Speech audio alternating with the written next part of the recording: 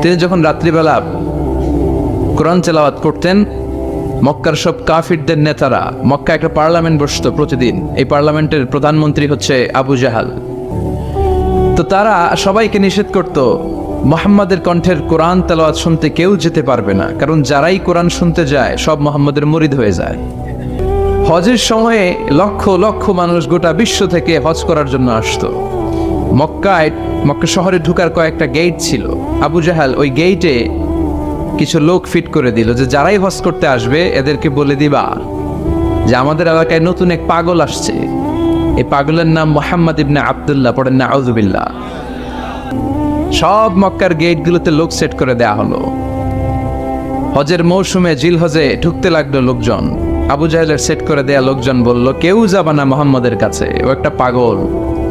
যারা আসতেছিল এরা কেউ কিন্তু বিশ্বনবীর কথা জানতো না, জানতো ওরা যখন শুনছে একটা পাগল আছে ওরা মনে মনে কইল দেখি তো পাগলে কি কর। তার মানে অপপ্রচার কেমন যেন প্রচার হয়ে গিয়েছে। সবার মনে চিন্তা, ঘটনা কি, কে এই মুহাম্মদ, নাম শুনি নাই, হজ করি আর না করি আগে এই বেটার কাছে যাইতে হবে। আল্লাহু আকবার। সবাই বিশ্বনবীর কাছে যায়, চেহারা দেখে কোরআনের বাণী শুনে কালিমা পড়ে মুসলমান হয়ে যায়। আবু জাহেল আবার মন্ত্রী পরিষদের বৈঠক ডাকলো, খবরদার কাউকে যেতে দেয়া যাবে না, কেউ যাবে না। কিন্তু কি আজীব তামাশা, প্রতি রাতে আবু জাহেল লুকিয়ে লুকিয়ে নিজেও যায়। না জানি কত সুন্দর ছিল বিশ্বনবীর কণ্ঠ, না জানি কতটা চমৎকার সুরের ঝংকার খেলতো আমার নবী যখন তেলাওয়াত করত, না জানি কি সুরের লহরী ছিল বিশ্বনবীর গলায়। কাফের হয়েও বিরোধিতা করেও কোরআন না শুনলে পেটের ভাত হজম হয় না, রাতে ঘুম আসে না। প্রতি রাতে আবু জাহেল যায়। তো আবু জাহেল যেহেতু যায়, বাকিরাও লুকিয়ে লুকিয়ে যায়। ফিরে আসার রাস্তা একটা, কয়টা, ওই রাস্তায় দেখা হয়ে যায়। আবু জাহেল বলে কিরে আসলি কেন? সবাইকে তুমি না তা তুমি আসছো কেন?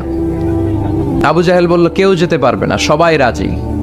এরপরের দিন আবু জাহেল বলল আজ থেকে কেউ যদি যাস তোদের সম্পত্তি সব সিজ করা হবে, আর মাথার চুল কামিয়ে আলকাতরা মেখে মক্কার বাজারে ঘুরানো হবে। সবাই বলে আমরা রাজি। আবু জাহেল বলে তাহলে সাইন কর, সবাইকে আগে আমনে করেন। তো সবাই স্বাক্ষর করলো। দিন গড়িয়ে রাত আসলো, আবু জাহেল বিছানায় এপাশ ওপাশ করে, টসিং এন্ড টার্নিং, ঘুম আসছে না। আবু জাহেল মনে মনে ভাবে আজকে যেই ভাষণ দিছি সকালে, আজকে কেউ যাবে না, ঘরে আজকে শুনবো। প্রতিদিন দেখা হয়ে যায়, আজকে কারোর সাথে দেখা হবে না। তো সবাই প্রাণ ভরে বিশ্বনবীর কণ্ঠের জাদুমাখা তেলাওয়াত শুনে, বিশ্বনবী কোরআন তেলাওয়াত যখন শেষ করলেন সবগুলা দিছে দৌড়। কিন্তু ফিরে যাওয়ার রাস্তা কয়টা? আজকেও দেখা। আজকে কেউ কাউরে কিছু বলে না, সবার মাথা নিচের দিকে। আবু জাহেলও নিচে তাকায় আছে লজ্জায়। উতবা, সাইবা, ওয়ালিদ ইবনে মুগীরা, পুরো দেশের মিনিস্ট্রি ক্যাবিনেট সবগুলা নিচের দিকে। ওদিকে মশার কামড় আছে না নাই? দীর্ঘক্ষণ নিচের দিকে তাকিয়ে থাকার পরে আবু জাহেল কয় চল, যা হইছে হইছে, যা হইছে হইছে, কালকে থেকে আমরা সব চোরগুলা রাত্রে এক লগে ঘুমাবো, যাতে করে কাউকে ফাঁকি দিয়ে কেউ যেতে না পারে। এই গল্পটা শোনানোর উদ্দেশ্য হচ্ছে এটা যে বিশ্বনবীর কণ্ঠটা যেন তেন কণ্ঠ ছিল না, অসাধারণ একটা কণ্ঠ ছিল, যে কারণে এই কোরআনের বিরোধিতা করেও তারা এই কণ্ঠের তেলাওয়াত শোনার জন্য পাগল হয়ে যেত।